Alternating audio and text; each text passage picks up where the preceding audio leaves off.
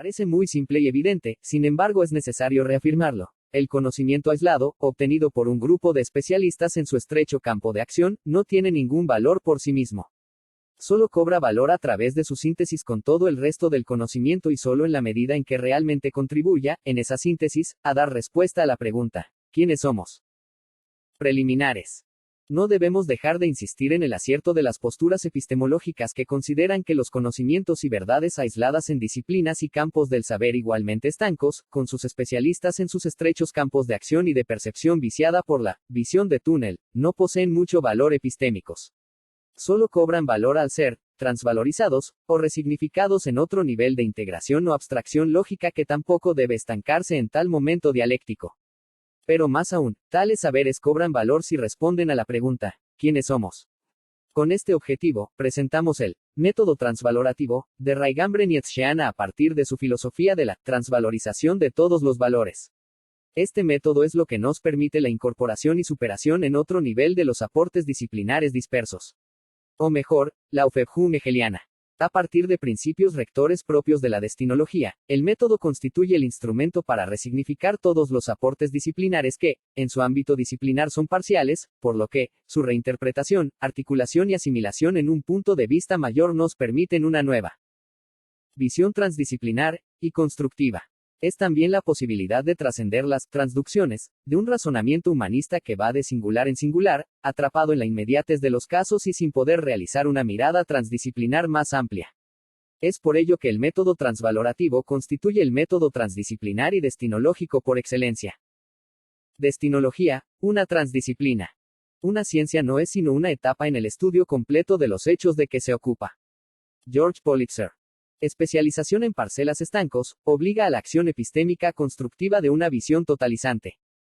Por otro, el paradigma transdisciplinar rompe con la visión acumulativa de la ciencia para postular una visión integral, en diversos planos, dimensiones o niveles. El análisis holista no implica el progreso de las ciencias particulares porque los aportes son reinterpretados desde el método transdisciplinar por excelencia, el método transvalorativo. De esta manera, la destinología como transdisciplina, constituye una reacción contra los intentos de reducir al ser humano a abstracciones, etiquetajes, y concepciones reduccionistas que olvidan las múltiples dimensiones de la vida. Por ello, se reinterpretan conceptos que aluden a niveles parciales, con lógicas diferentes, en el marco de una realidad humana más amplia y en honor a los múltiples determinantes de la subjetividad. De esta manera, el reduccionismo, las formas de elementalismo mecanicistas, extrapolaciones de un nivel a otro, la explicación de la mente, por ejemplo, desde sus bases neurofisiológicas, etc., son transvalorizados o reinterpretados en otro plano. Sin embargo, la aspiración holista y constructiva de la vida no implica descalificar los aportes fragmentarios sobre la mente, la familia, la sociedad o el destino porque aparece como un enfoque complementario. La epistemología convergente obliga a ello así como la epistemología divergente, Pichon-Riviere, en el sentido en que un concepto reinterpretado o transvalorizado adquiere otro sentido, donde la Aufhebung nos indica un incorporado y superado en otro plano. La destinología como transdisciplina implica también polémicas, debates y pensamientos críticos con otras disciplinas, en aras de una visión acorde con la realidad del objeto de estudio, en nuestro caso, el destino como categoría transdisciplinar. Pero solo a título de memoria, recordemos que la categoría de destino proviene de la filosofía, y nuestra tarea consiste en su estudio desde enfoques científicos y el método transvalorativo. En relación, la destinología como transdisciplina no implica el monopolio de varias disciplinas ni el rol de juez de la verdad para el veredicto de veracidad, porque posee su propio objeto de estudio de índole transdisciplinar, el destino en sus múltiples dimensiones. Tampoco implica la necesidad de dominio de todas las humanísticas porque solo la lógica de su objeto de estudio le permite la utilización de aportes diversos y en relación con la lógica de su objeto de estudio. Una mirada constructiva nos lleva a nuevos descubrimientos no solo en el marco de la destinología sino para las mismas disciplinas singulares. La destinología no consiste en una unificación semántica, ni operativa de los conceptos extraídos de las humanísticas porque implica una resignificación conceptual de todos los aportes. Es decir, transvaloración y transformación de todos los conceptos en relación con su objeto de estudio. Digamos que las definiciones disciplinares son controvertidos, superados, incluidos y adecuados en el marco de ideas sobre el destino, aunque fundados en una nueva perspectiva sobre la vida. Por ello, el trabajo cooperativo y la actitud receptiva nos ayudan a intercambiar y recibir aportes desde una variedad de propuestas o paradigmas. Dialécticamente, presupone la validez de los enfoques unidisciplinares como ciencias que estudian un fragmento, arista, plano, momento, dimensión o nivel de un objeto de estudio dado, pero también la visión multidisciplinar e interdisciplinar aunque superados. Por ello, no se habla de cierres conceptuales aislados ni métodos acotados o limitados y se mantiene la apertura de ideas y aportes. Por su misma naturaleza, la destinología utiliza muchísimos aportes disciplinares y que van desde el marxismo, al análisis del destino, de Leopold Sondy, la filosofía, la psicología, el psicoanálisis, la gestalt, la lingüística, la sociología, la antropología, entre otros. Aunque vinculado con la filosofía, la literatura, la sociología, el psicoanálisis, etc., la destinología no se pretende una ciencia hegemónica, ni considera la unificación de saberes como objetivo fundamental, aunque la supone. De acuerdo con la dimensión múltiple de la subjetividad, los niveles de integración de la vida, la mente, lo social, la cultura, etc., son considerados como momentos de un proceso dialéctico donde emerge la subjetividad como ser simbólico. El método transvalorativo. El término más acorde con este método es Aufhebung, por sus características de interpretar, resignificar, transformar e incorporar en un nuevo nivel transdisciplinar, superado, los aportes de las disciplinas humanísticas dispersas, psicología, neurociencias, sociología, antropología, filosofía, etc. Efectivamente, el método transvalorativo incorpora en un nuevo nivel conceptual los aportes que en las respectivas disciplinas resultan parciales, como muchos conceptos de la psicología, la sociología, antropología, etc. La psicología no estudia el sujeto total sino un sujeto psíquico, por lo que, los aspectos sociológicos, antropológicos, históricos, etc., deben ser transvalorizados e integrados dialécticamente en un nivel superior. Si bien, sabemos que las humanísticas acuden a diversas disciplinas como la antropología, lingüística, sociología, etc., el enfoque resulta menor desde lo inter y multidisciplinar centrándose las investigaciones desde el enfoque unidisciplinar, sin afán de una nueva dimensión de estudio. En todo caso, la disciplina que utiliza conceptos de otras disciplinas es reducida al rango de ciencias auxiliares, olvidándose que los conceptos de otras ciencias pueden controvertir y transvalorizar los propios conceptos, o al revés. Es lo que podemos considerar como transvalorización, desde un enfoque transdisciplinar. Sin embargo, no podemos considerar el enfoque como un inclusionismo hegemónico, en un plano diferente porque la dialéctica y las investigaciones mantienen los intercambios, reflexiones, experiencias, etc., en una dinámica continua. Se resignifican todos los conceptos aunque fundados en un nuevo objeto de estudio, el destino como concepto holista, con afán de integración conceptual en aras de una visión totalizante, pero sin caer en sistemas cerrados y absolutos. Es decir, la destinología aspira a la afirmación constructiva y deconstructiva del sentido de la vida, para las que considera aportes fragmentarios, dispersos en diversas disciplinas, pero que al ser resignificados o transvalorizados, adquieren nuevos sentidos transignificación. De esta manera, el método transvalorativo constituye un método interpretativo de los aportes fragmentarios de los diversos objetos de estudios igualmente enajenantes.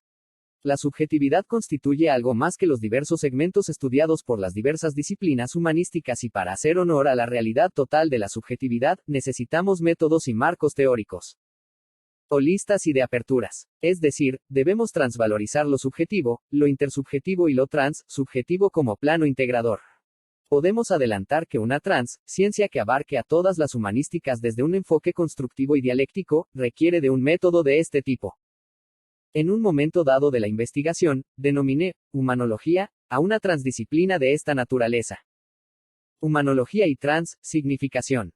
El método transvalorativo nos lleva a que los aportes disciplinares deban ser reinterpretados en otro nivel de integración dialéctica. Este método obliga a la reformulación de los conceptos disciplinares para ubicarlos en el concierto de significaciones correspondientes al nivel humano de integración, José Blecher. Es decir, el proceso asimilativo no consiste en un mero asimilar porque cada concepto es significado en el marco de un objeto de estudio que le brinda otro sentido. En sociología, el concepto de hábitus, por ejemplo, alude al sistema de disposiciones y esquemas con que un sujeto opera en la sociedad. Pero dice mucho más si lo reformulamos a la luz de nuestro concepto de programa para ser, desde los aportes de José Ortega y Gasset y otros autores cruciales de la propuesta como Sartre, Simmel, Sondy, etc. De esta manera, El hábitus constituye el programa social, en consonancia con las determinaciones e influencias sociales, de clases, la cultura, los legados, etc. Podemos sostener entonces que la transvalorización del concepto de hábitus nos lleva a un hábitus que destina, porque es un programa social. Claro es que el debate se continúa en sus diferencias con el concepto de programa, tanto en sus relaciones diferenciales, opositivas y relativas con otros conceptos. El nivel humano de integración, José Blecher, obliga a la Aufhebung hegeliana a incorporar de manera reformulada y superada un concepto en otro plano mayor o en el marco de un nuevo paradigma que podemos denominar humanología. Indefectiblemente, nos vemos llevado a un nuevo plano y dimensión humanológica. Ello implica la transvalorización o significación de todos los conceptos, métodos y paradigmas. La significación no consiste meramente en una resignificación sino, sobre todo, la reinterpretación de todos los conceptos desde una nueva mirada, óptica, paradigma, nivel, dimensión o punto de vista que abarca las propuestas de todas las disciplinas implicadas. Cada disciplina estudia un segmento de una realidad humana única y total, con la ilusión de que abstrae o conceptualiza la totalidad de caracteres del mismo. Esto constituye un error de estimación, una ilusión porque no podemos generalizar las características del ser humano a partir de visiones fragmentarias como el de la psicología, la sociología u otras disciplinas. El valor de un concepto es parcial si lo consideramos en su sentido inicial, a saber, la disciplina que le dio origen. Mejor dicho, la conceptualización originaria sufre una reformulación al ser concatenada con otros conceptos de un nivel, dimensión o plano superior. Tal plano, nivel o dimensión es el nivel humano de integración que no se reduce a sus aspectos psicológicos, aunque todos los aspectos humanos conlleven implicancias psicológicas. De la misma manera para los aportes más elementales, como los aportes de la biología, las neurociencias, etc., que adquieren otro sentido cuando son analizadas a la luz de un sujeto o lista. Si acudimos a la metáfora del ordenador, veremos que los programas informáticos constituyen una proyección de nuestra mente, de nuestro programa de vida, y no al revés como pretenden las ciencias cognitivas. Pero aún más, podemos considerar desde el nivel sociológico que cada sociedad programa a sus individuos merced a programas de clases, programas étnicos, determinaciones culturales, lingüísticas, ideales, etc. A su vez, si entrevemos una idea a la luz de los aportes antropológicos, podemos percibir que es diferente en cada cultura y sociedad, en cada etnia. De modo que, lo que podemos considerar como la regla de adecuación de un concepto a los demás, implica además su transdefinición o transvalorización según el enfoque perspectiva transdisciplinar. Transformación de conceptos y paradigmas. Insistir en la Aufhebung hegeliana tiene ese sentido. En ella, un concepto es incorporado y superado como significación y desde una visión transdisciplinar en un paradigma holista, constructiva, aunque no de cierre. Como el ejemplo el concepto de identificación, en psicoanálisis. Desde el eje del sujeto asistimos a asunción de modelos, de rasgos identificantes, de programación de la subjetividad y de modelos propiciatorios. Incluso su dinámica en procesos patológicos, como la melancolía, etc. Sin embargo, podemos reconsiderar la identificación como transmisión de vida psíquica, de modelos y averías, de males de archivos, etc. desde una generación a otra. Es decir, la identificación aparece como proceso de transmisión de modelos de padres a hijos, de una generación a otra. Pero no solo el simple acto de transmisión porque los padres proyectan sus propios programas de vida en sus hijos, y así, transvalorizamos la identificación como faceta de un proceso de programación con sus respectivos programadores, linajes, padres, familia, medios, clases, sociedad, etc. Desde la conatología spinociana como propuesta, la identificación aparece como uno de los recursos para perseverar en ser, incluso a través de los hijos. Es decir, la proyección transvalorativa de los conceptos desde diversas disciplinas, nos llevan a convergencia de sentidos, de resignificaciones, y de verdaderas transformaciones cuando el concepto muta en otro sentido, significación. Pero aún, el propio concepto debe ser transvalorizado y podemos sostener que la idea de identificación como adecuación a modelos, a sus insignias, a su punto de vista, etc., no se corresponde con nuestras apreciaciones. Es imposible que un ser se repita en otro sin que medien variaciones o cambios. A no puede ser igual a B sin cambios. Y ello merced al proceso de interpretación del sujeto que asimila pero reformulando modelos, ideas, ejemplos, etc. Lo que un sujeto recibe como modelo de identificación es interpretado y asumido en el sentido en que el sujeto le otorga. cuando asiste a identificaciones múltiples, la denominamos transidentificación. De modo que la interpretación transmuta el sentido de los modelos de identificación alejándose de todo mecanicismo. Incluso, desde nuestro paradigma, podemos asistir a que un mismo modelo recibe interpretaciones no solo del sujeto porque además intervienen linajes, como la línea materna en relación a los ejemplos paternos y sus apreciaciones disímiles.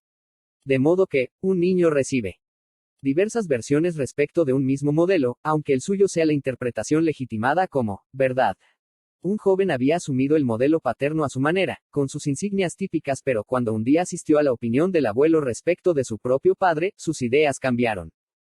De esta manera, los paradigmas y conceptos cambian al ser englobados en un nuevo sentido abarcador, significación, y que le da especificidad transdisciplinar. Todos los conceptos humanísticos cobran nuevo sentido al ser reinterpretados a la luz del nuevo paradigma humanológico y en aras de una perspectiva constructiva, afirmativa del ser humano. Sin embargo, debemos aclarar que no nos anima el afán de sistema y menos en el sentido cerrado porque los aportes sufren modificaciones en sus respectivas disciplinas de origen. De modo que, debemos atenernos a los criterios epistemológicos manteniendo la dialéctica transdisciplinar de aperturas y cierres siempre provisionales. Integralidad, aperturas y dialéctica. En aras de una visión integral del ser humano, no podemos adscribir a la propuesta de disciplinas fragmentadas, divididas, aisladas desde una visión parcial del ser humano. Partimos así de la necesidad de una hipótesis central que aglutina los fragmentos del ser humano promovida por las diversas disciplinas aisladas. Lo que todas las ciencias humanas estudian es el ser humano desde ópticas e hipótesis diferentes, pero todas fragmentadas, llevando a una visión desarticulada del mismo. Luego, y como argucia epistémica, se generalizan descubrimientos disciplinares a todo el objeto de estudio, como extrapolación, generalización indebida y error epistemológico. Podemos observar a distintos especialistas como psicólogos, sociólogos, antropólogos, filósofos, trabajadores sociales, psicoanalistas, etc., profundizar sus respectivos objetos de estudios tomados como un todo, cuando el mismo objeto de estudio es un fragmento del ser humano en su sentido total. Se toma la parte por el todo y se generaliza descubrimientos estancos al resto de la humanidad. Coexisten así, visiones contradictorios. Parciales, abstractos, con confusión de causas y efectos, falsas causalidades, desde una disociación epistémica preocupante. Sin duda nuestro psicoanalista no percibe la necesidad de que el deseo, el goce, el aparato psíquico, la subjetividad, etc., deban ser concatenadas en un nuevo nivel de sentido y elaboración transdisciplinar. Lo disciplinar se debería continuar en una espiral dialéctica que conduce a lo transdisciplinar. De lo contrario, se generalizan y extrapolar conceptos de un nivel al nivel social, familiar, cultural, etc. Sabemos que la alienación social trueca en alienación disciplinar aunque ello no se perciba en su sentido fuerte en el ámbito de cada disciplina aislada. Sabemos también de la lucha ideológica a nivel de las representaciones e instituciones, por lo que, nuestro deber ético es la lucha por una visión multi y transdisciplinar consecuente con la complejidad del ser humano. Nuestro objetivo debe ser la subjetividad como estudio integral de la subjetividad. Este proceso de alienación histórica se acompaña del monopolio de los saberes considerados como válidos por paradigmas e instituciones que no se caracterizan por la inclusión sino por la segregación de la diferencia, la demonización e incluso la lucha legal por defender saberes considerados exentos de aspectos problemáticos. Es decir, se defienden certezas y lejos ha quedado la consideración de las ciencias como paradigmas y conjunto de hipótesis provisional. Programados como la Acrópolis del Saber, muchas universidades se dedican a defender disciplinas aisladas deteniendo el progreso de las ciencias no desde el menor saber a otro de mayor sino desde lo unidisciplinar hacia un uso hegemónico de los aportes y de préstamos de saberes que tornan en simples ciencias auxiliares a tales disciplinas. Podemos volver a considerar al profesional aislado en su saber y sus procedimientos o ritos, fundados en su mito de ideas consagradas. Tomemos a un psicoanalista y su sistema nosológico como conjunto, articulado, de cuadros o psicopatologías que le sirven como timón de sus intervenciones y objetivos de curas. Si tal profesional no se sale del campo limitado de su ciencia o práctica, utilizará sus hipótesis como certezas clínicas llegando a rotular o etiquetar y recluir a los pacientes en series esquizofrénicas, neuróticas, etc. Pero, si el mismo profesional hace interciencias, cruza su campo con los logros de otras disciplinas y prácticas, muy pronto considerará que sus conceptos operan una significación, resignificación recíprocas desde aportes de otros campos. Incluso lo que llamamos transvalorización. de todos sus conceptos merced a la nueva óptica que supera la mirada en visión de túnel. Esto también llevaría a una visión no alienada de la vida y evitaría el etiquetaje y las demonizaciones avaladas desde las ciencias. Entonces, debemos transvalorizar el estado fragmentario y alienado de nuestras disciplinas vinculadas con una sociedad enajenada. Quizás podamos imaginar una ciencia integral del hombre, como humanología, compuesta por diversas transdisciplinas, aunque por ahora debemos poner hincapié en la necesidad de articulación y transvalorización de todos los conceptos parciales en un nivel de elaboración mayor y en correspondencia con el nivel humano y simbólico. Una negación constructiva y dialéctica. Negar no significa pura y simplemente decir, no. La negación implica la continuidad, significa la asimilación, el trabajo crítico y la unión en una síntesis superior, de todo el pensamiento de vanguardia, de todas las conquistas progresivas de la humanidad en el curso de su historia. F. Engels. Hablamos de una negación constructiva y no de una simple negación del sentido de un concepto en una disciplina dada. Lo que se niega es la parcialidad de su sentido y significación para vincularlo con otros conceptos más abarcativas en función del objeto de estudio, el nivel humanológico de integración.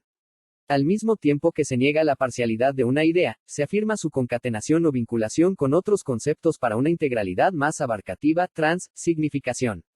Mejor dicho, la contextualización de una idea remite al concepto de gestalt, o forma, de estructura o programa, que son conceptos alejados de la parcialidad desde todo punto de vista. El todo es más que las partes y debemos atenernos a esta mirada holista como sine qua non. El error epistémico común en psicología, psicoanálisis y otras humanística es que, a partir de un concepto parcial, se pretender englobar a todo el objeto de estudio. Pero más aún, incluso el objeto de estudio es definido a partir de ideas parciales, lo que luego se generaliza a la pretendida totalidad de un objeto de estudio. El método transvalorativo y su resignificación de todos los conceptos unidisciplinares, implica también la asimilación crítica de cada idea en función del nuevo nivel de integración que caracteriza al nuevo objeto de estudio transdisciplinar. El pensamiento crítico implica un nuevo sesgo valorativo vinculado con la especificidad de la humanología respecto de su objeto de estudio.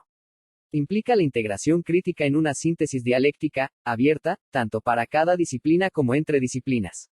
De esta manera, la síntesis superior de todas las conquistas científicas se realiza en función del nuevo paradigma marcado por la perspectiva del nuevo objeto de estudio transdisciplinar.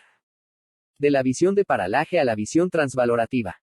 Esta cuestión de superar la visión de paralaje, de por sí novedoso, nos transporta muy lejos en el campo de las transdisciplinas. El cambio de perspectiva resulta solidario del cambio de posición respecto del objeto de estudio. Mejor dicho, la visión de paralaje considera que el cambio de posición respecto del objeto de estudio modifica la visión de tal objeto de estudio. Suena interesante, aunque necesitamos aplicar nuestro método transvalorativo para significar la visión de paralaje.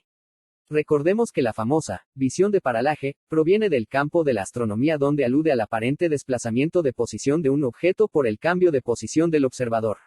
En el campo de las humanísticas, su importancia radica en que necesitamos considerar que existen diversos puntos de vista sobre un mismo fenómeno u objeto.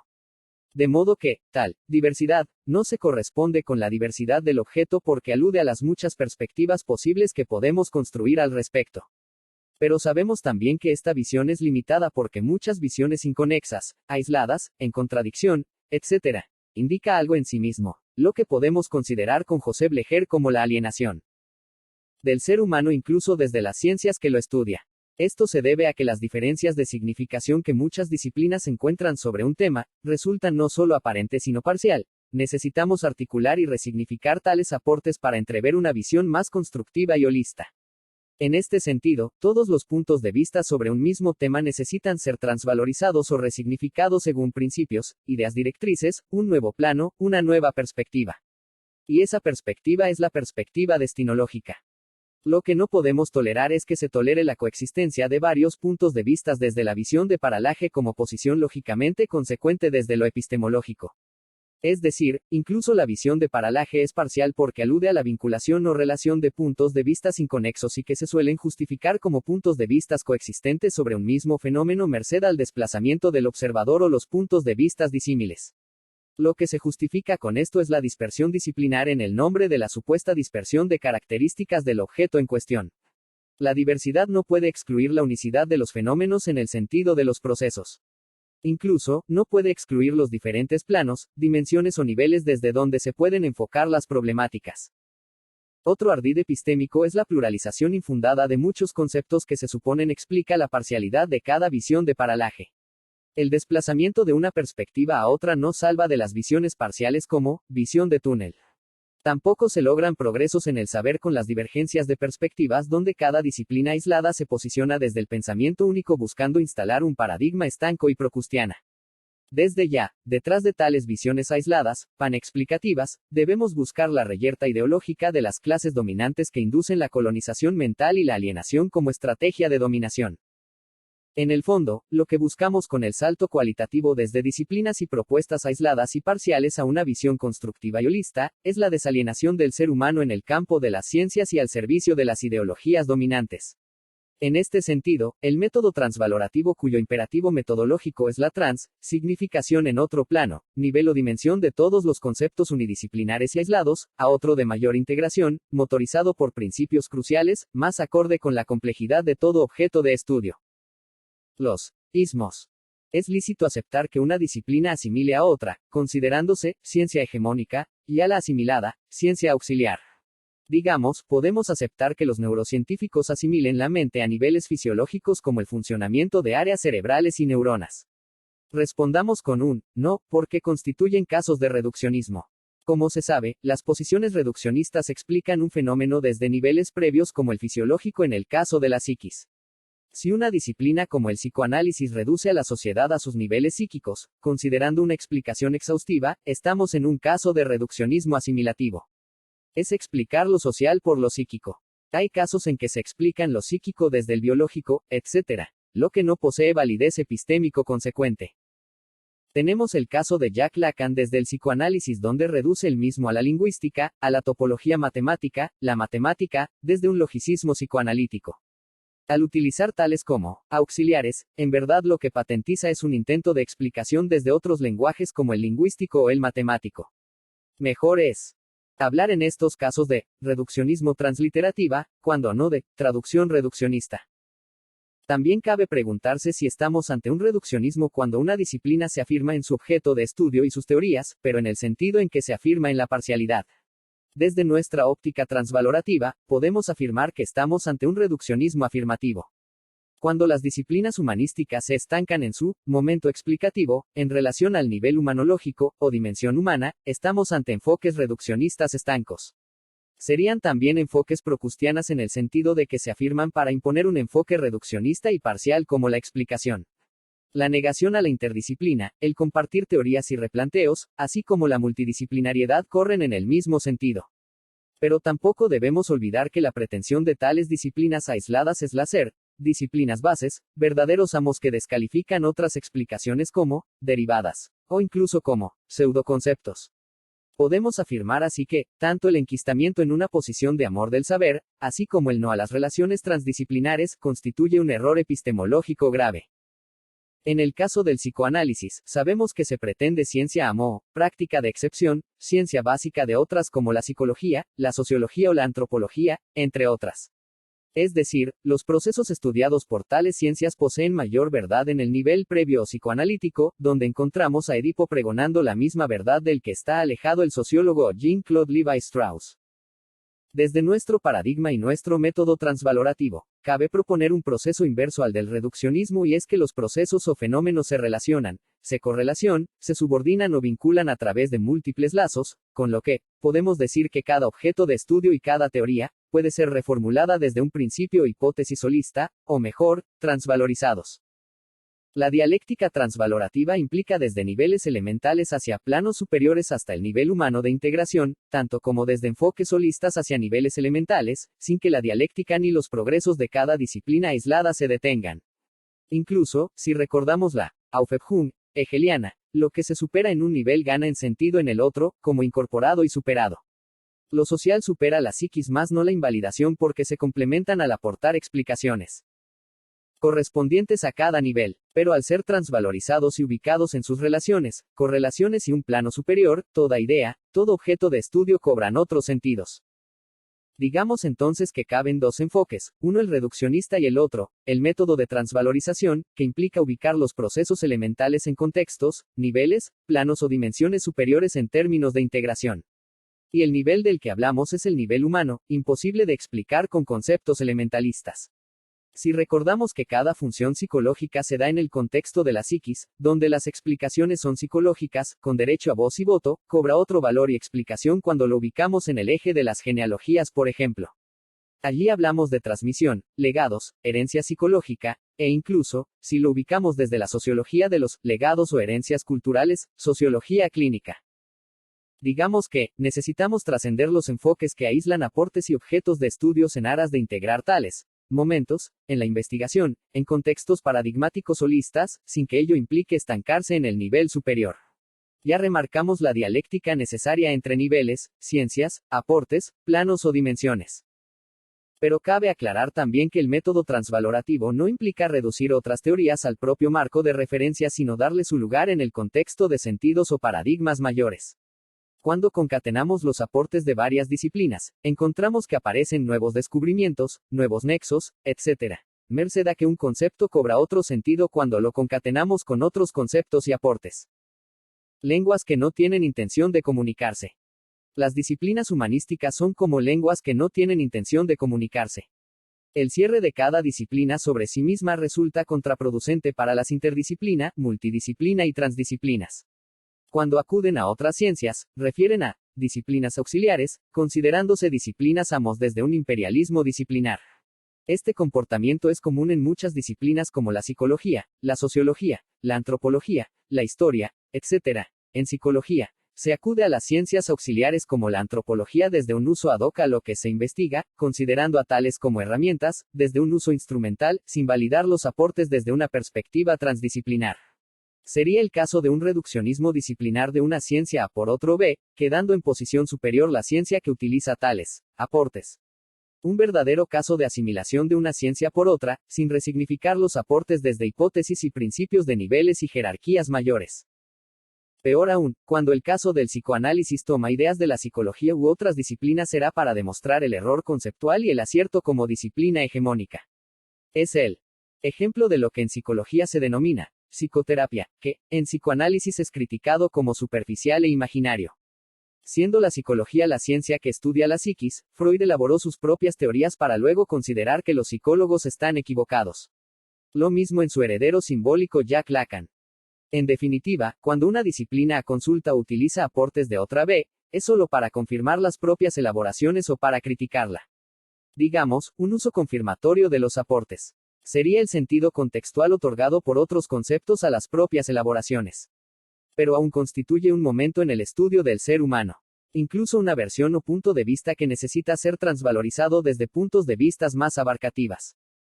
Cuando Jacques Lacan utiliza la antropología de Levi Strauss y considera la eficacia simbólica, fue solo para demostrar que el psicoanálisis posee mayor autoridad disciplinar para explicar los procesos desde niveles o dimensiones más elementales, como el inconsciente, el deseo, el sujeto, etc. Incluso, se demoniza a las disciplinas auxiliares como parciales, mágicos, incompletos, etc. Sin una intención para correlacionar, trans, significa, vincular, integrar, y elaborar en un plano diferente.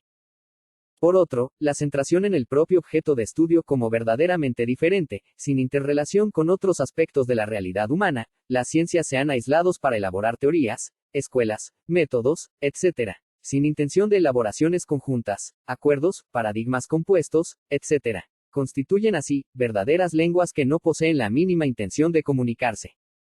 Parte 2. Breves reflexiones transvalorativas. Estoy convencido de que llegará el día en que la psicología de las funciones cognitivas y el psicoanálisis estarán obligados a fusionarse en una teoría general que mejorará a ambos y los corregirá.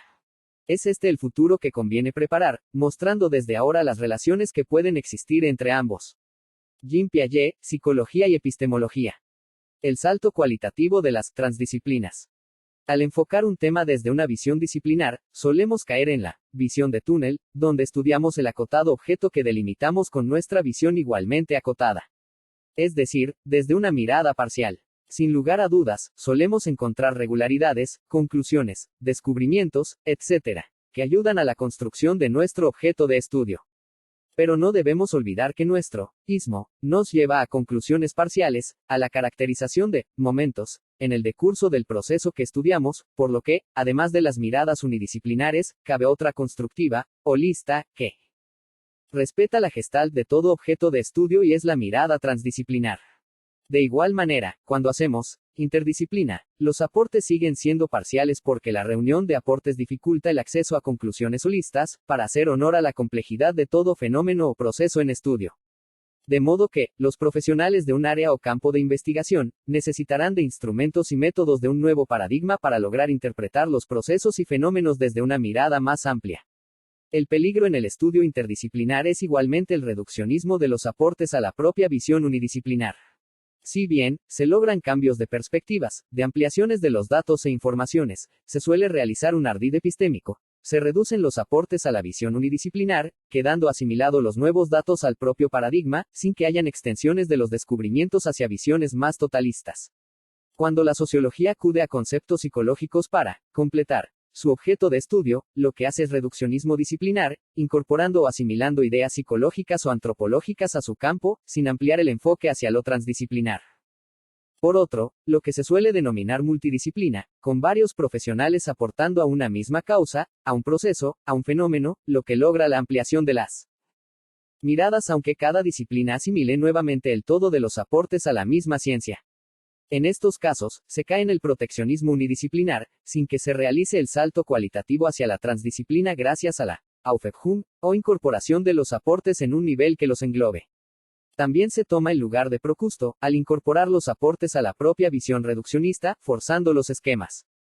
En el fondo, constituye un monopolio de la verdad parcial, sin que se respeten las zonas de intercambios, criterios comunes, verdades de fronteras, saberes emergentes de la concatenación de ideas, y en definitiva, la imposibilidad para percibir no solo la visión de paralaje sino además la mirada transdisciplinar con su nuevo objeto de estudio pero esta vez transvalorizado.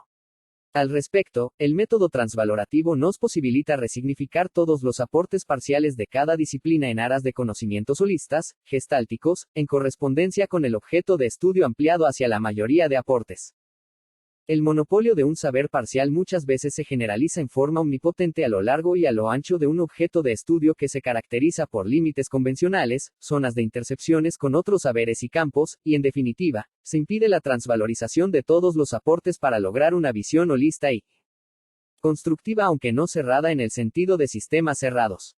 En algunos precursores de la visión de túnel solemos escuchar que la integración de las diferentes miradas nos conduce a la visión compleja, aunque en verdad constituya solo un reduccionismo disciplinar. La integración a los propios esquemas no supera la transvalorización en otro plano o dimensión, que es el objetivo de toda transdisciplina para hacer honor a su objeto de estudio ampliado. Por el contrario, la transdisciplina se caracteriza por el estudio de diversas disciplinas vinculadas con el tema, objeto o área de estudio, articulándolas entre sí transvalorizando o resignificando todos los términos en función del nuevo nivel, objeto o área de estudio. Los profesionales de hoy día no pueden vivir de la visión de túnel y por una obligación epistemológica y ética, deben ampliar sus horizontes de expectativas en aras de un saber y de una práctica acorde con la complejidad de su ámbito de intervención. Destinología, una transdisciplina. Hablar hoy día de transdisciplina es hacer honor al progreso de las humanísticas y las ciencias. Desde sus comienzos, las ciencias se caracterizaron por ser islas explicativas, donde las problemáticas se centraban en la justificación de un objeto de estudio, su delimitación en relación a otras disciplinas, y su validación según experimentos y técnicas, métodos y cosmovisiones propios de cada ciencia. Era la época de las ciencias como parcelas estanco, aislados unas de otras, y con cierta timidez para la interdisciplina que podemos encontrar aún hoy día. Con esto, se pretendió explicar el objeto de estudio como un todo desde una visión parcelaria, de visión de túnel, parcial, y pasible de ser justificada, por ejemplo, desde la visión de paralaje. Pero hemos descubierto que aún una ciencia es un momento del estudio del ser humano o del sujeto, y que, para hacer honor a un enfoque holista y constructiva, necesitamos enfoques totalistas, aunque sin caer en estructuras o sistemas cerrados en el límite de cada certeza. Por lo que, necesitamos enfoques que trasciendan las miradas parciales en aras de una explicación dialéctica y constructiva, que considere los aportes disciplinares, así como interdisciplinares y multidisciplinares, como momento del decurso de los procesos y fenómenos. No podemos tomar las partes y explicar el todo a partir de las mismas. La psicología o el psicoanálisis consideran sus conceptos como explicativos y suficientes, sin considerar sus vinculaciones con los aportes de otras disciplinas como la antropología, sociología, etc., que logran controvertir toda significación en un nuevo plano o punto de vista. Esa resignificación recíproca de todos los aportes es lo que llamamos significación, o transvalorización de todos los conceptos. Necesitamos una transdisciplina que resignifique los aportes fragmentarios en un nivel de integración mayor y desde un objeto de estudio cuya lógica lo requiera. La destinología constituye una de las diversas transdisciplinas posibles. Posee su objeto de estudio que es el destino considerado desde el discurso transdisciplinar, es decir, no solo desde los aportes de cada disciplina sino desde el resultado de la significación o transvalorización de todos los aportes considerando el nuevo plano, nivel o dimensión del destino. No consiste en una mera recolección de datos o aportes disciplinares, ni de prácticas y resultados de una disciplina como la psicología, el psicoanálisis, o la antropología, etc., sino su superación dialéctica o resignificación desde el método propio de una transdisciplina, el método transvalorativo. Mejor dicho, desde las transdisciplinas se intenta componer la melodía de un programa de vida, de un destino, no solo considerando los fragmentos o notas de la melodía, sino el nuevo sentido que cobra cada nota en el concierto del devenir. Surgimiento de la propuesta. En oportunidad en que leía a Oswald Spengler sobre el principio del sino, en lo social, pensé en todos los conceptos causalistas que mi formación humanista me había deparado. En La decadencia de Occidente, dicho autor sienta las diferencias entre los modelos mecanicistas y causalistas en la historia, y el modelo que considera el sino destino. Esto me motivó a indagar al respecto. Descubrí por ejemplo a Leopold Sondy, el creador del análisis del destino, y su test conocidísimo o test Sondy. Este autor diferencia muchos otros conceptos interesantes como el destino obligado y el destino elegido, cruciales en lo que hace al destino y la subjetividad como programa para hacer, los legados, transmisiones, etc., que, por formación psicológica ya conocía desde los enfoques inter y transgeneracionales de René Caes, Anne-Anselin Schussenberger, Freud mismo en Tótem y Tabú, y su breve alusión a la neurosis de destino, en su obra, Más allá del principio del placer, entre otros. Muñido de tales perspectivas, consideré la posibilidad de estudiar el destino, como el supraconcepto que engloba la trayectoria de una vida, la faz diacrónica de la vida, intentando una visión constructiva de nuestra vida. Es así que comencé a hilar la idea de una humanología integral aunque sin caer en sistemas cerrados. Tal humanología debía fundarse en enfoques multidisciplinares, incluso, como lo elaboré más tarde, en enfoques transdisciplinares con el método transvalorativo, de significación de todos los conceptos centrados en un tema. Considerando el principio de incertidumbre, de Heisenberg, podemos diferenciar la localización de un sujeto y su estilo, o formato de vida, siendo que, si localizamos su sistema de vida, perdemos su trayectoria como devenir y advenir, y si localizamos su trayectoria perdemos su localización. En este sentido, consideré que las humanísticas se dedicaron a la localización de un proceso psicológico o social, etc., inherente a su objeto de estudio, sin considerar mucho la trayectoria de vida y sus principios organizadores. Lo mismo pasa en muchas disciplinas humanísticas que se centraron en la subjetividad sincrónica, perdiendo su trayecto vital, su proyecto. Realicé amplios estudios sobre el destino en la sociedad griega, romana, etc., como en los estoicos, el destino romano, la predestinación en Calvino, la providencia y el libre albedrío de la religión cristiana, en filósofos como Fichte, Nietzsche, Sartre, José Ortega y Gasset, Heidegger, entre otros. Todos habían considerado la vida en su eje diacrónico como devenir y advenir y la tarea era una transvalorización de todos los aportes en el marco del nuevo objeto de estudio integral de la vida, el destino y el nombre de la ciencia que lo estudia como destinología. Me encantó el destino moral de Fichte, como proyecto decisivo, que se vincula con el proyecto, en Sartre y su deseo de ser, como conceptos cruciales para la destinología. Nietzsche y su amor fati, el amor al destino, el fatum, resultó importantísimo como fundamento filosófico de la propuesta. Sin duda, para su filosofía, somos un destino, aunque sin olvidar sus vínculos con la libertad o voluntad libre, a decir de Nietzsche. Con José Ortega y Gasset y su propuesta de un programa para ser, en 1916, llegué a obtener cierta seguridad para mi propuesta anterior de programa existencial y programa inconsciente, ya desarrollada en mi introducción a la destinología. De modo que, la idea de programa de vida fue cobrando fuerza durante el desarrollo de las investigaciones. Un destino programado. aunque sabemos que además cuenta lo no programado como margen de lo no previsto en lo programado. Serían los imprevistos, provenientes del programa social, étnico, de clase, del linaje o de las influencias de otros programas. En ese, perseverar en ser, Spinoza, perseveramos con lo que portamos como programa para ser, y solemos encontrarnos con imprevistos, con exigencias de los demás, hasta de insistencias por ser, por instalar un estilo del ser, un punto de vista, un paradigma de vida. De modo que, el objeto de estudio de la destinología es el programa de vida. Claro es que alejado de cualquier visión mecanicista o maquínico de la vida. El filósofo de luz hablaba de deseo maquínico, como maquinaria deseante y productivo, y suena interesante, aunque la confusión entre la máquina y el programa aparece también claro. Es decir, no es lo mismo máquinas que programas, y el nuestro es un programa simbólico, productivo, que engendra en su proceso un sujeto, como función diferencial, que es determinado por su programa pero que lucha por interpretar, conocer y cambiar sus determinaciones. De esta manera, para la destinología, la vida está programada y no se rige por el puro azar o el cambio continuo. El programa cumple una función referencial y el sujeto es verdaderamente un sujeto de su programa. Este programa posee un plano o nivel consciente, en consonancia con los niveles del lenguaje, y un nivel inconsciente en el sentido de que opera en el más allá de la conciencia. El nivel del signo nos remite a la comunicación común, lo que percibimos en los intercambios, y el nivel simbólico, al plano inconsciente. Él emite símbolos polisemánticos de su programa y significaciones desde ambos niveles, y el trabajo de interpretación nos remite a su sentido y al sentido de la vida cuando nos preguntamos por las razones de una vida. Lo que denominamos destino alude al sentido de una vida, sea en su sentido inmanente o en su sentido actual, lo que se construye como estilo, modelo o sistema de vida. Por su faz predictiva, podemos anticipar sucesos, desarrollos potenciales, hasta males de archivos, en el sentido de males como un divorcio, una violencia de pareja, accidentes programados, estilos de sufrimientos como miedos, angustias, etc. Al erigirse en referencial, cada sujeto transita su proyecto vital, apoyado en su programa para ser.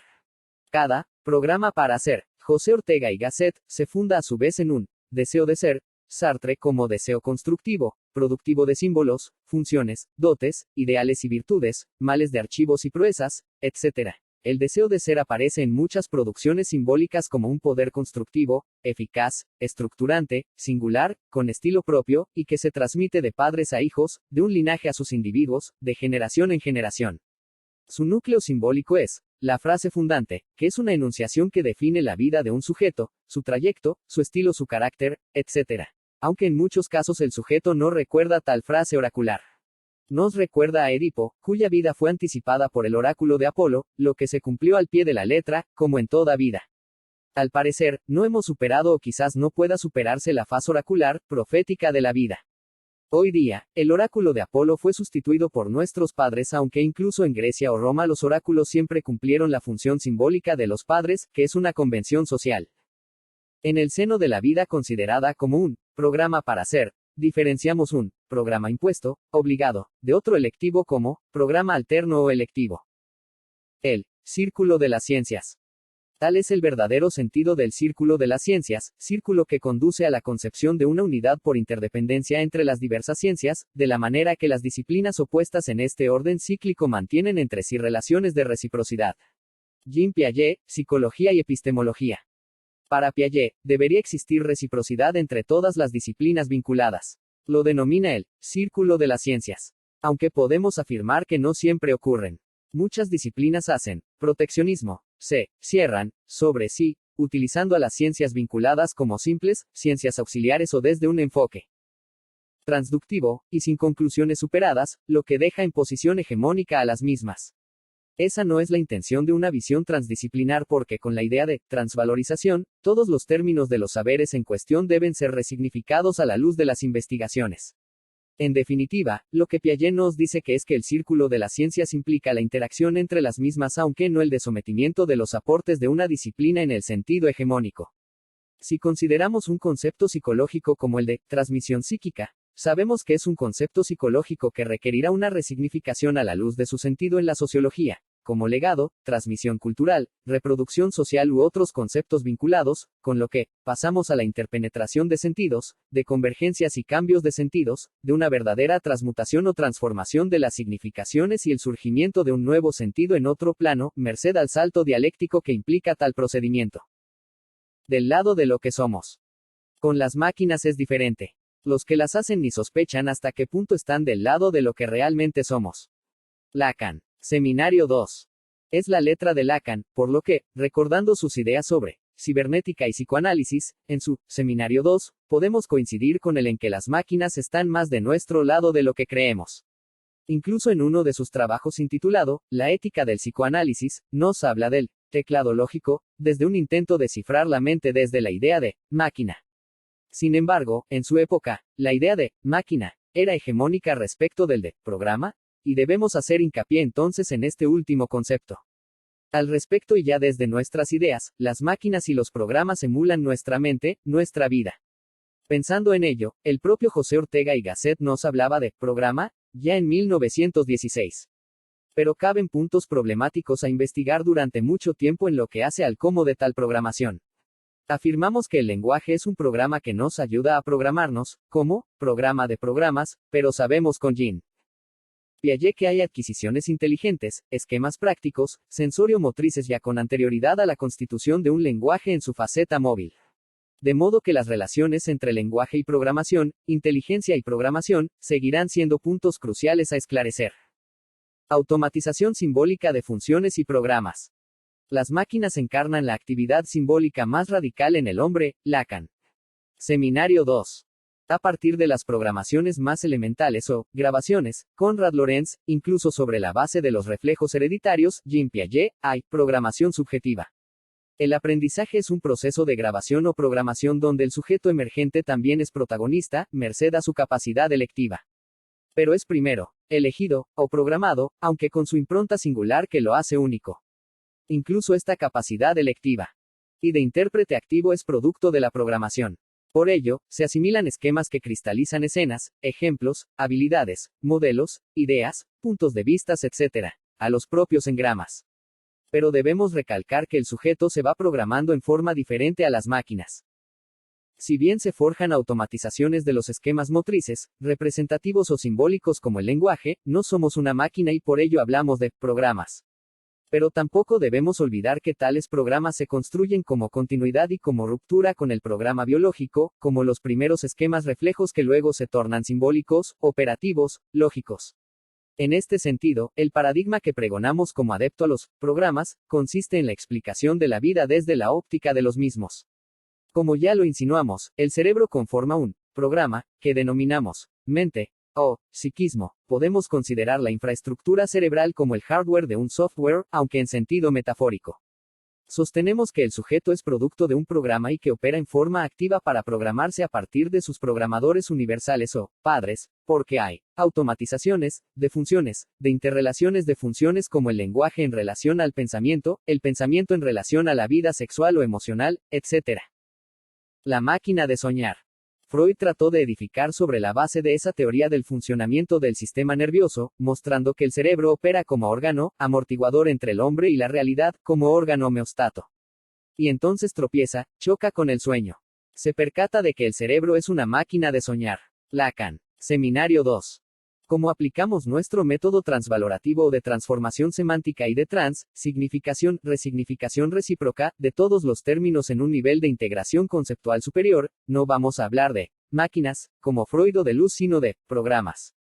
Tanto uno como el otro desconocían los programas merced a que en la época de Freud solo existían aparatos, como él utilizó para su primer modelo de aparato psíquico.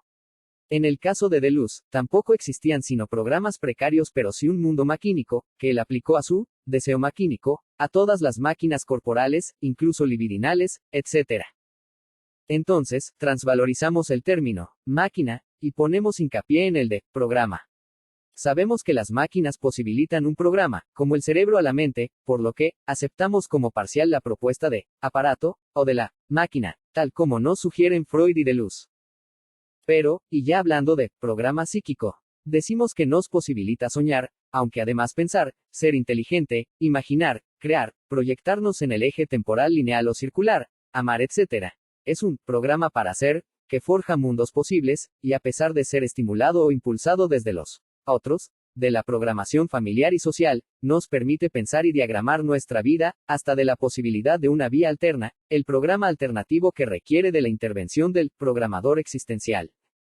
La máquina de soñar 2.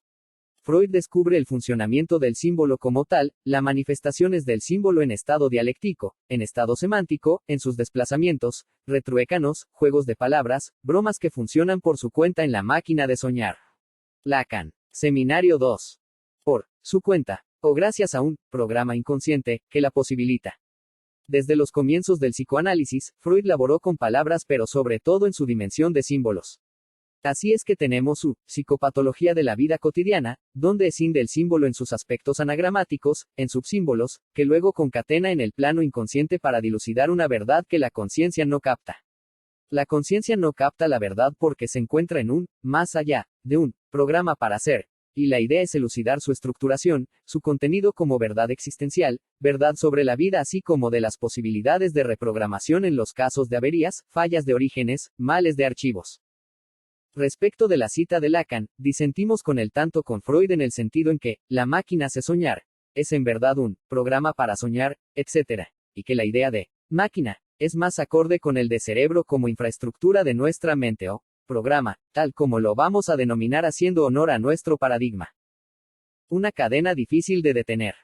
Es el discurso de mi padre, por ejemplo, en tanto que mi padre ha cometido faltas que estoy absolutamente condenado a reproducir, lo que llaman super yo.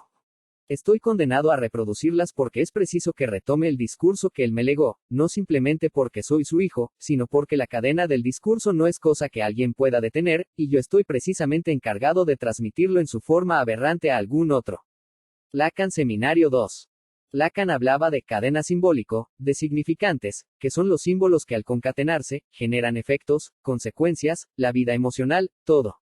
Pero el punto flojo de su propuesta es que tales cadenas parecen producirse por generación espontánea, sin poder explicar el cómo de sus orígenes.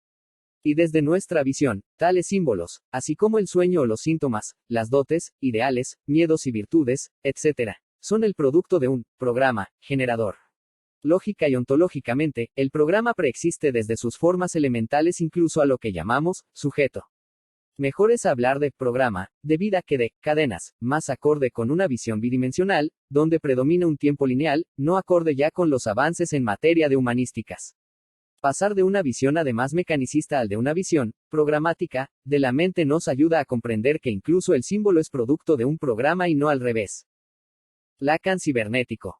Con la cibernética, el símbolo se encarna en un aparato, y no se confunde con este, pues el aparato no es más que su soporte. Y se encarna en él de una manera literalmente subjetiva. Lacan Seminario 2. El Lacan cibernético resulta más acorde con nuestro paradigma de que la vida está programada, de que nuestra mente es un programa, de que automatizamos funciones, y que nuestro sujeto, función, lo es respecto de este programa que le posibilita decidir, pensar, sufrir, amar o ser feliz en sus desdichas. En este sentido, cuando Lacan dice que el símbolo encarna en un aparato, consideramos que de nuevo incurre en la parcialidad de confundir la máquina con el programa, tal como le ocurriera a Freud mismo y a Deleuze. De modo que, cuando Lacan también sostiene que el aparato es su soporte, le respondemos que el símbolo no tiene soporte en el cerebro considerado como aparato y que el soporte del símbolo es el programa. Podemos sostener entonces que, por limitaciones en el progreso de la informática en la época de Lacan, se inclinó hacia la máquina, el aparato, el hardware y no el programa. De modo que, Lacan era cibernético pero poco informático. Pero le damos la razón cuando dice que el símbolo se encarna de manera subjetiva, porque con ello alude a los aportes genealógicos, las transmisiones desde lo que se conoce como Edipo ampliado, y las funciones que provienen ya desde muchas generaciones hacia atrás. Trascender la visión de túnel de cada ciencia. Cuando los profesionales de una ciencia se centran en forma exclusiva en su objeto de estudio delimitado como autónomo, caen en lo que se llama visión de túnel. Es decir, en una visión acotada y parcial de la realidad a la que pertenece el objeto de estudio entendido como recorte. Mejor dicho, la visión de túnel en las ciencias consiste en mirar una realidad más amplia y total desde una visión acotada. Esta mirada parcial conduce al científico a forzar la realidad para que cuadre en la misma, cayendo además en lo que se conoce como síndrome de Procusto. Como mirada fragmentaria de un proceso o fenómeno, lleva también a la deprivación sensorial respecto de los demás aspectos de los mismos. Es decir, se percibe las partes y no el todo. Otra denominación de este proceso es el de filtraje, donde filtramos la extensa realidad desconocida y repudiada con nuestro paradigma entendido como nuestra cosmovisión o marco teórico. Es una forma de reduccionismo teorético que lleva a desconsiderar los diversos aspectos o aristas de un objeto de estudio. También impide la visión compartida del mismo proceso o fenómeno, lo que lleva también a la negación de los aspectos polifacéticos de toda realidad. Trascender la visión de túnel o filtraje nos permite la salida hacia la interdisciplina, la multidisciplina y finalmente la transdisciplina como objetivo de todo saber verdaderamente consecuente con una epistemología transdisciplinar. Un salto dialéctico de calidad hacia las transdisciplinas. Es decir, desde las notas consideradas como cada ciencia aislada, hacia la melodía toda, entendida como la objeto transdisciplinar. Los objetos transdisciplinares son complejos, con múltiples conexiones y reciprocidades con otras disciplinas vinculadas al área o sector de conocimientos. En este sentido, sus límites o unidades aparecen como relativos, o positivos y holistas, o en relación a otros campos del saber. Mejor dicho, la reciprocidad con otras disciplinas torna en mayor objetividad, como constructo, en el sentido de mayor poder interpretativo en lo que hace a definiciones y caracterizaciones del objeto en cuestión.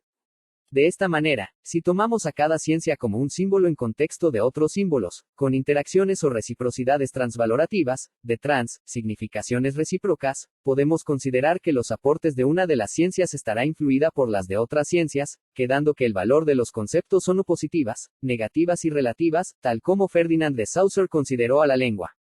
En definitiva, son lenguajes que interactúan entre sí pero que, en el fondo y tal como sucede hoy día, cada ciencia se cierra sobre sí, ignorando los aportes de otras ciencias o también, considerando aportes pero desde un reduccionismo disciplinar en que la ciencia dada asimila los conceptos de otras ciencias pero como ciencias auxiliares, y nunca como aportes que significan significación recíproca, revalorizando todos los conceptos, el objeto en forma sustancial. Al respecto, el método transvalorativo nos enseña que muchas disciplinas son momentos en el decurso de un proceso más amplio o social, como sucede con la psicología y la sociología, e incluso la biología, etc. De modo que, si tomamos los procesos de tales ciencias como acabados en un ámbito delimitado como lo es una disciplina como la psicología, entonces olvidamos que existe un contexto mayor que le da otro sentido, como el social en relación a los procesos mentales. Sumamos a lo anterior que existen niveles de integración, Joseph Leger, y que los fenómenos y procesos de un nivel o plano necesitan ser resignificados o transvalorizados en un nivel superior, como lo son muchos conceptos psicológicos en relación a otros niveles como el familiar, el comunitario, el social, las clases sociales, o las etnias, entre otros. Entre tales niveles o planos, ocurren cambios continuos y llamamos salto cualitativo al enfoque que resignifica o transvalora los procesos en otra dimensión o nivel. Visión unidimensional. Recuerdo el libro de Herbert Marcuse intitulado El hombre unidimensional, pero además recuerdo mi pequeño ensayo llamado La teoría del pensamiento múltiples, etc., vinculado con la visión unidimensional, y de la necesidad de una visión multidimensional. En la visión unidimensional, como en la visión de túnel, la óptica, el paradigma, la ciencia o la práctica, etc., se centra en una arista, aspecto, plano o dimensión del objeto de estudio llevando a una visión parcial que luego se generaliza a todos los casos. Por ejemplo el de un psicoanalista que detiene su mirada en el inconsciente, el sujeto, olvidando otras determinaciones como el inconsciente social, la cara social de la subjetividad, grupal, institucional comunitario, de clases, determinaciones étnicas, etc. El peligro en miradas acotadas como esta es que se niega o se reniega, escotomización cognoscitiva, de otras dimensiones del objeto, proceso o fenómeno, llevando a enfoques y logros parciales. La ruptura de la visión unidimensional ocurre cuando el pensamiento se torna múltiple, abierta, transvalorativa en el sentido de significar, resignificaciones. Multidimensionales, el objeto de estudio con aportes que son también resignificados desde la propia visión. No consiste en la visión de paralaje donde se pueden observar diferentes aristas de un mismo objeto con la pretensión de enfoque solista, sino en lograr la caracterización de un nuevo plano, dimensión o nivel donde el objeto queda transmutado. Freud y el programa del principio del placer. Freud pone en equivalencia lo que él llama Lebenszweck, es decir, la dirección o la intención de la vida humana, la meta hacia la cual ésta se dirige, y algo que conviene destacar, el Programme de Lustprinzips, el programa del principio del placer. Jack Alan Miller, el método psicoanalítico. En El malestar en la cultura, Sigmund Freud ya hablaba de programa, pero acotado al programa del principio del placer. Es decir, sin extender el concepto al de aparato psíquico, al que siguió fiel hasta el final. Ya habíamos criticado esta idea maquínica de la mente, donde se confunde la máquina con el de programa y que el mismo se debió a la ausencia de progresos vinculados a los programas en su época. Respecto del programa del principio del placer, Freud alude a que el principio que rige nuestra mente, al menos hasta 1920 cuando cambia por otro principio que es la compulsión a la repetición, como más pulsional, elemental, que insiste desde el más allá del inconsciente incluso, consiste en que buscamos el placer, la felicidad. Sin embargo, el programa de la cultura se opone al frustrar el deseo, la búsqueda de placer generando sufrimientos como las neurosis o incluso la locura. De modo que, podemos recordar sus ideas respecto de que, a mayor cultura, mayor represión de los deseos y mayor neurosis. Si transvaloramos el concepto de programa, en Freud, podemos considerar que su programa cultural es lo que denominamos programa social y cultural, como roles sociales, funciones, ideales sociales, costumbres, pautas, hábitos, etc., que operan conformando la cara social de la subjetividad con sus mandatos y modelos, etc. Se programan formas o formatos de vidas. En el marco de un programa para ser, como formato simbólico de vida, lo que como sujeto seguimos cifrando o programando es una forma o estilo de vida, tanto como funciones, habilidades, expectativas, costumbres, ideales de amor, de vida, de dotes y falencias, de ideas y prejuicios, entre otros. Es una forma de vivir, de pensar, de actuar, de sentir tanto en lo familiar y desde cada linaje donde la línea paterna busca activamente instalar su estilo así como desde la línea materna. En este sentido, nuestro formato de vida se agrupa en subprogramas como el programa de amor o de pareja, donde podemos encontrar relaciones de analogías o diferencias con los modelos que sirvieron a los fines de la programación. Cada función o registro, cada formato conlleva el sentido de una vida, que localizamos en la protoforma denominada frase fundante, que es la metáfora de nuestra verdad y que motoriza todo el universo simbólico subjetivo. Cuando un sujeto es motivado por su conato, como el perseverar en ser, de acuerdo con la verdad que nos habita, tales formas o formatos son puestos en acción, sea en lo social, la vocación, el amor u otras producciones. La teoría crítica procustiana. Mucho se habla del pensamiento crítico como instrumento de las ciencias. Se considera que el pensar crítico ayuda al conocimiento, a la mejora, al progreso de las ciencias. Pero si consideramos por ejemplo el progreso de las ciencias desde el pensamiento de Paul Feyerabend y Thomas Kuhn y la idea de paradigma, con sus características de ser una cosmovisión, con su núcleo central de hipótesis, el cinturón de ideas que lo protegen, y sobre todo, su inconmensurabilidad, o imposibilidad de ser comparada con otros paradigmas, debemos concluir que todo pensamiento crítico busca la imposición de un paradigma, tal como Procusto en relación a su esquema del mundo. Entonces, el pensamiento crítico de donde derivan muchas perspectivas científicas, adolece de una falla garrafal, el de la ausencia de pensamiento autocrítico, crucial para la revisión epistemológica de las propias ideas. En este sentido, podemos considerar también que toda epistemología es un pensamiento autocrítico. El paradigma sistémico transvalorizado. El pensamiento sistémico aboga por una visión totalista, sistémica, donde las partes cobran sentido desde el todo y esto desde que los grandes sistémicos comenzaron su carrera. Parecería que el pensamiento sistémico logró acceder al nivel de las transdisciplinas y todo estriba en aplicarlo sin más. Hay más y debemos considerar que, el proceso de asimilación de ideas en el marco del pensamiento sistémico no puede consistir en una simple asimilación o integración. Hará falta incluso la significación no solo de tales ideas sino de todo el sistema. Esto resulta del método transvalorativo donde no solo se resignifican los aportes sino además el propio método y el propio sistema. El deconstruccionismo de las transdisciplinas. Es un deconstruccionismo el método transvalorativo y las transdisciplinas. El método transvalorativo es un método de significación o transvalorización de todos los términos, incluso del propio método y las propias teorías. Antes que construccionista, desde una visión imperialista en el campo de las ideas y las prácticas científicas, constituye una construcción, a partir de constructos que son transvalorizados desde el método transvalorativo. Esto nos lleva a la interpenetración de los conceptos y su transformación en un nivel superior merced a la Aufhebung. Por lo mismo, debemos considerar como momento del proceso transvalorizador a la deconstrucción porque todo análisis y síntesis implica tal. Podemos afirmar que la deconstrucción constituye lo opuesto del enfoque constructivo de las transdisciplinas. Pero si analizamos, desmenuzamos, partimos, regresamos a las fuentes, etimologías y orígenes de los saberes, necesitamos el enfoque opuesto y complementario conocido como síntesis, en un nivel transvalorativo. Agregamos síntesis dialéctica, porque implica un salto de calidad en otro plano de las significaciones tanto como del objeto. La memoria es un programa simbólico. Yo he hecho eso, dice mi memoria. Yo no puedo haber hecho eso, dice mi orgullo y permanece inflexible. Al final, la memoria cede. F. Nietzsche. Lo escrito, lo gramado, de grama, es un existente y eficaz que opera como mandato simbólico, y servir de base de datos, de referencia fundamental para todo sujeto y sociedad, programa social. En otro momento la hemos denominado mnemograma. Gracias a la memoria, podemos afirmar que somos, que vivimos, sentimos y pensamos, entre otros. Pero como sujeto de tal memoria, no podemos sino acudir a nuestro lenguaje para llenarlo de fantasías, de interpretaciones, de toda una cáscara que dice a veces lo contrario, pero que, vía la interpretación, desde nuestro paradigma sinológico, es pasible de ser ubicada. Al menos en sus efectos. Lo que retorna siempre. Si se tiene carácter, se tiene también una vivencia típica y propia, que retorna siempre. F. Nietzsche. El carácter conlleva todo un legado familiar y social y sus símbolos nos remontan muy lejos hacia él, programa social y cultural, porque esto último aporta la otra cara, la cara sociocultural del mismo.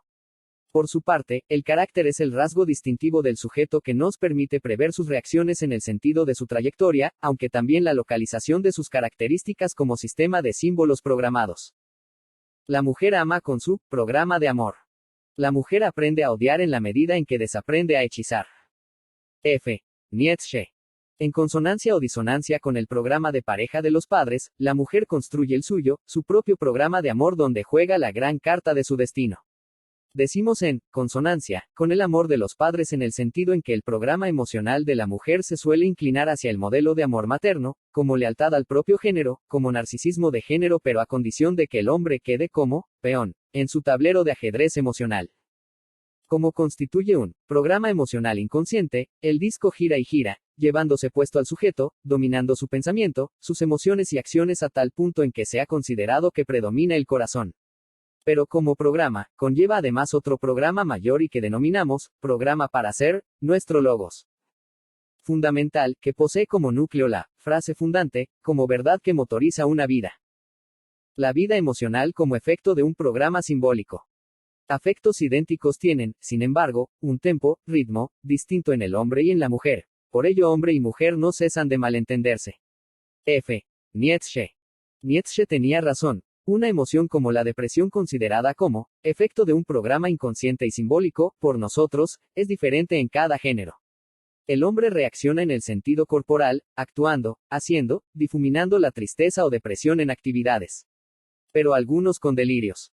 En el caso de la mujer, reacciona para demostrar cuán dañada está, o mejor, como víctima, de otro considerado como la causa de su sufrimiento y casi siempre es un hombre. Si no es un hombre, son sus hijos o su padre. Con la madre suele sufrir Electra. El juego es un método de programación y autoprogramación. Madurez del varón, significa haber reencontrado la seriedad que de niño se tenía al jugar. Para la mente de un niño, lo que ocurre en su familia es un cúmulo de sucesos de difícil metabolización o comprensión por carecer de un pensamiento lo suficientemente maduro.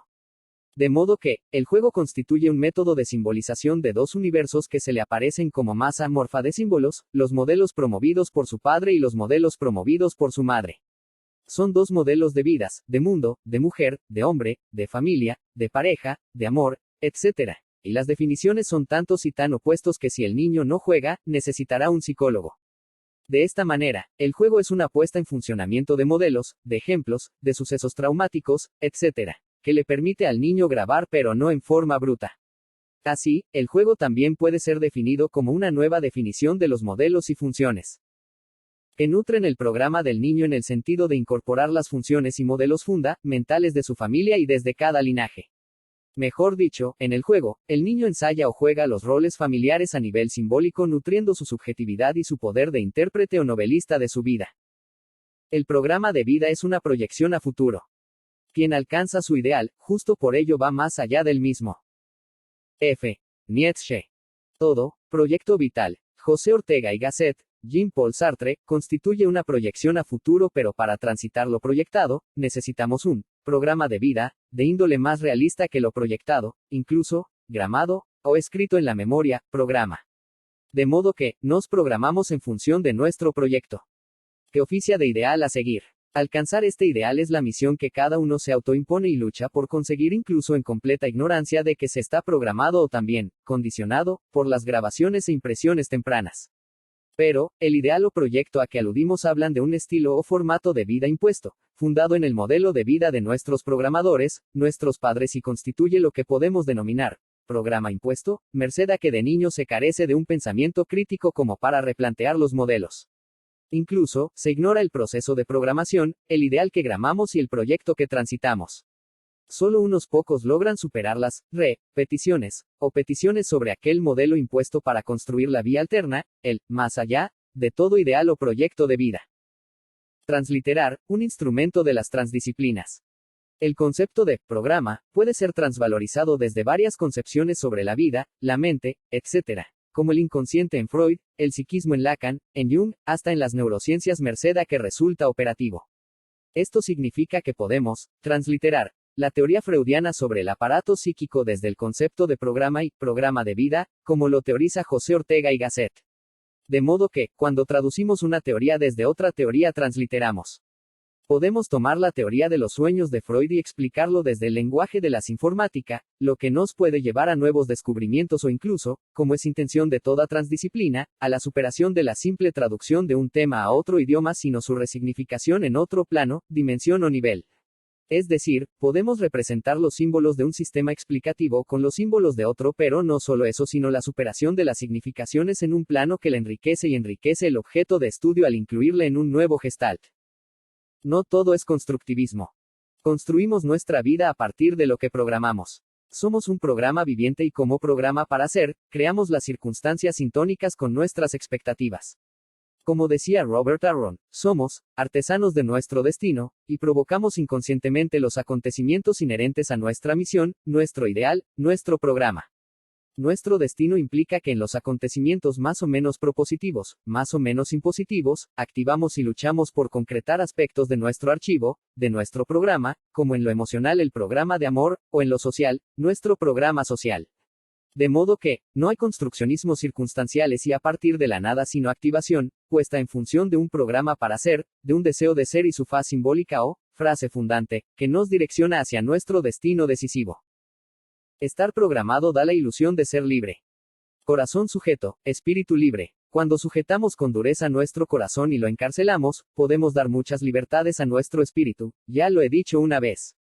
Pero no se me cree, suponiendo que no se lo sepa ya. F. Nietzsche. La ilusión de libertad se da incluso en un esclavo porque al estar sujeto a un amo se deslinda de muchas responsabilidades, como el de definir lo que es realidad. Muchas personas consideran que son autónomos, libres para decidir, sin determinaciones, e incluso con la potestad para elegir lo que deseen. Eso ocurre porque están programados y la ilusión de libertad posee otra cara, la del automatismo del programa que organiza una cosmovisión, una senda obligada por donde se transita sin el esfuerzo de tener que construir otra vía, la elegida o alternativa. Como en la pareja, se considera que cada uno piensa por sí mismo, que actúa y siente en pleno uso de sus facultades, e ignorando que el programa de amor dicta los imperativos simbólicos que pautan las posibilidades. Transvalorizando el inconsciente del psicoanálisis, decimos que es un programa inconsciente, donde podemos encontrar muchas premisas sobre lo que somos, sentimos y buscamos ser. Pero me refiero sobre todo al inconsciente, saber, la cara de engrama y simbólico del mismo. Sabemos que existe otro inconsciente y es su cara de vacío como en el caso de Lacan. Pero incluso, podemos pensar otro inconsciente y es el de Deleuze con su deseo maquínico y constructivo.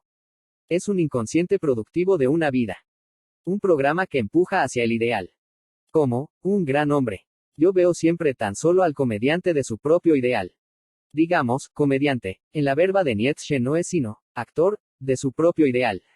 Además somos shakespeariano porque alude a que venimos a realizar la comedia de nuestra vida.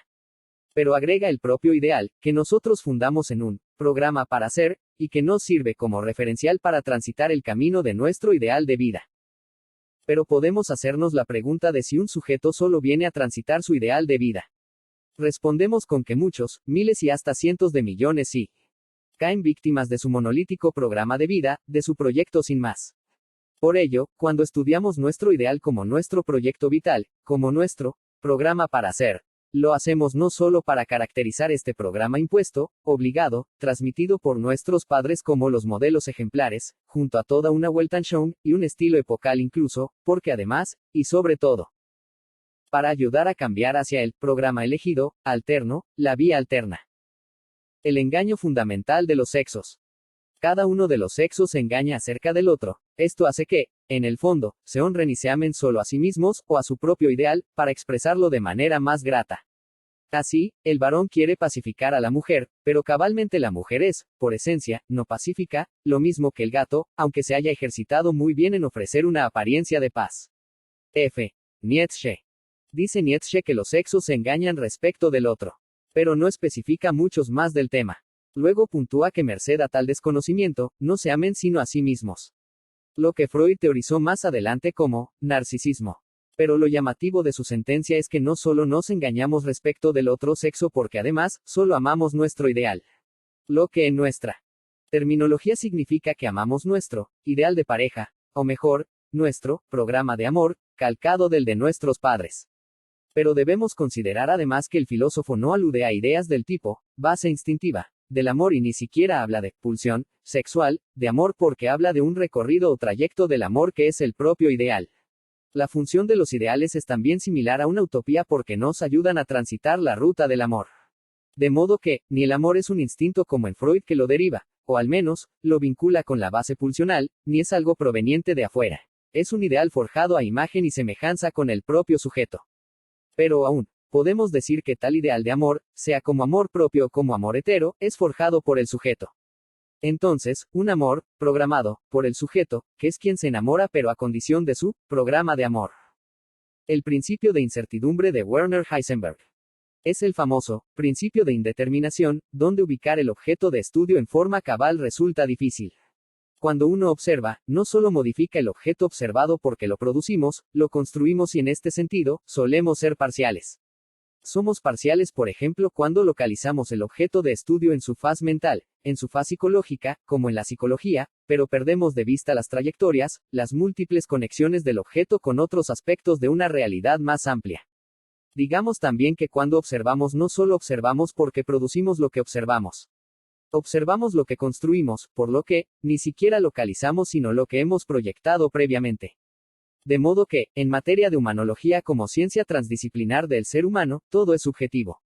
Juan Procusto, imponemos nuestro formato a lo que observamos y construimos como mente, cuerpo, sociedad, cultura, etc. En la vocación se juega todo un programa para ser.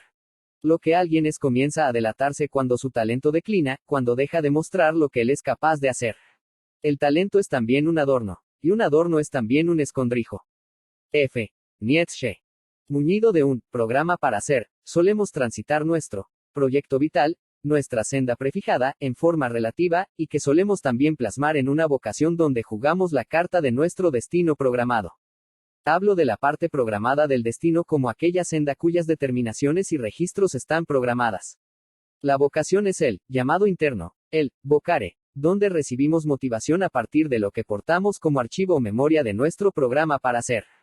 Pero no solo recuerdos o informaciones que emergen del fondo inconsciente de nuestro programa porque hay verdades que operan como un verdadero imperativo simbólico, es lo que denomino frase fundante, originaria, que direcciona una vida hacia su meta, hacia su trayecto lógicamente orientada.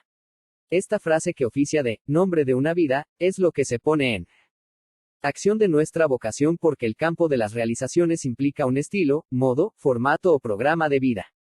La insistencia en Freud en la búsqueda de la verdad, de los saberes que su vocación le encomienda, no son azarosas y siguen una teleología bien definida por su frase originaria. Usted ha engendrado un futuro gran hombre, como le aseguraron a su madre. Es por eso que la madre y la familia de Freud orientó su deseo, su trayecto, sus intereses y dotes, sus descubrimientos, etc. Y solo para cumplir la verdad inmanente de su programa para ser, su frase fundante. Un programa que condiciona Guardería infantil. Sala de condicionamiento neopavloviano, Aldous Huxley. Recordemos que para Iván Petrovich Pavlov, el reflejo era el mínimo elemento de condicionamiento para conformar patrones más complejos hasta llegar al lenguaje inclusive. Lo que se programa gracias a los reflejos elementales y el salto psicológico posterior desde un Aufhebung, quedan activos en el programa como potenciales simbólicos, funciones, subprogramas como el lenguaje, etc., prestos para ser utilizadas según la naturaleza de las circunstancias. Básicamente constituyen sistemas de reacciones a estímulos ambientales, presentes o no, simbólicas o concretas, y que posibilitan al sujeto nuevos aprendizajes. Se repite la historia. Es como el principiante al aprender un idioma nuevo lo traduce mentalmente al idioma nativo, pero solo se asimila el espíritu del nuevo idioma y solo es capaz de expresarse libremente en él cuando se mueve dentro de él sin reminiscencias y olvida en él su lengua natal. Veamos lo que dice la pluma del propio Carlos Marx. Hegel dice en alguna parte que todos los grandes hechos y personajes de la historia universal aparecen, como dijéramos, dos veces. Pero se olvidó agregar, una vez como tragedia y otra como farsa. Sabemos desde las hipótesis destinológicas que no hay repetición, y en esto contrariamos al psicoanálisis, que funda muchos de sus hipótesis en la misma. No hay repetición porque, muñidos de un programa de vida, de un programa para ser, enfrentamos tanto las circunstancias como el futuro y el pasado insistiendo en ser, perseverando en ser, como sujeto, familia, linaje, etnia, clase social, sociedad o cultura. Mejor dicho, utilizamos nuestro programa, desde un instante activo y recursivo, para elegir y jerarquizar respuestas, ideas propuestas e insistimos en ser, conato spinoziano, desde nuestra verdad programada y que nos sirve para transitar nuestro proyecto de vida. Ni siquiera desde el programa social o sociocultural porque a pesar de la diversidad de proyectos, cada sociedad puja por ser, por cumplir sus ideales, su programa de vida social, producto de lo común, de aquellas cualidades que todos compartimos como nación.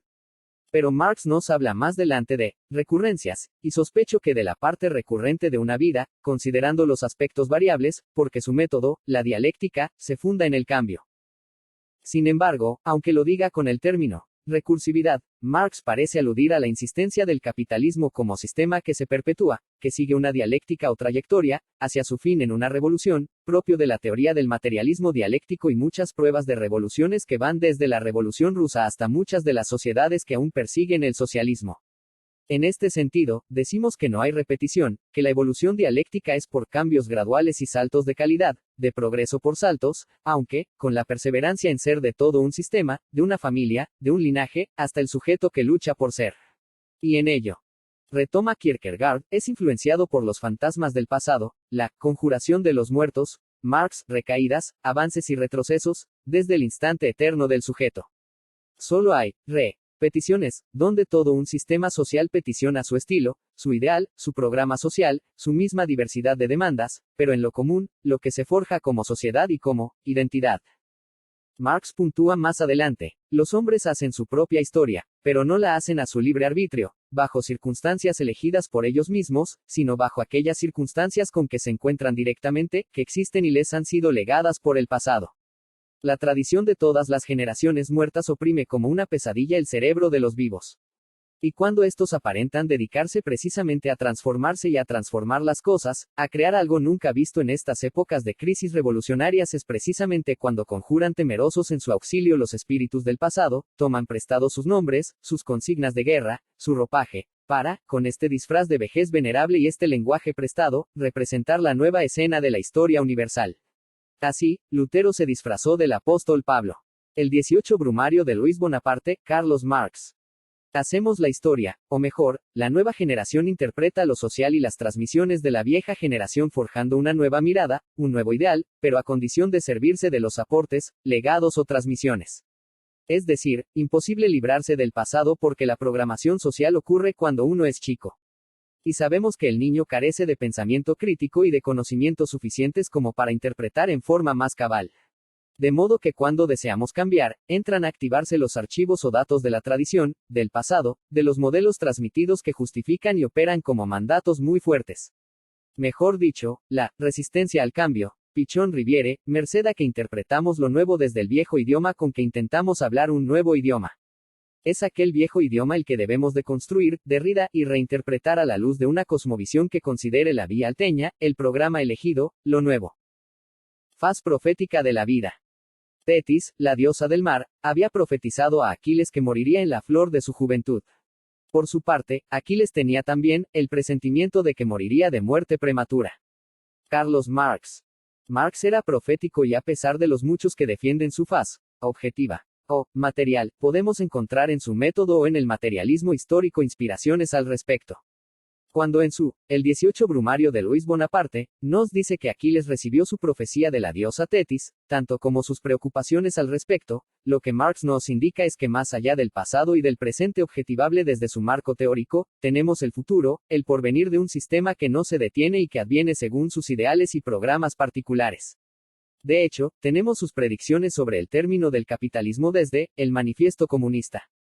Sabemos que se dio en otra parte, en la periferia como en Rusia, etc. Pero eso no quita eficacia a que desde sus ideas el término del capitalismo en otra síntesis superior sea insoslayable. La faz profética de Marx sería su mirada prospectiva, incluso teleológica de lo social.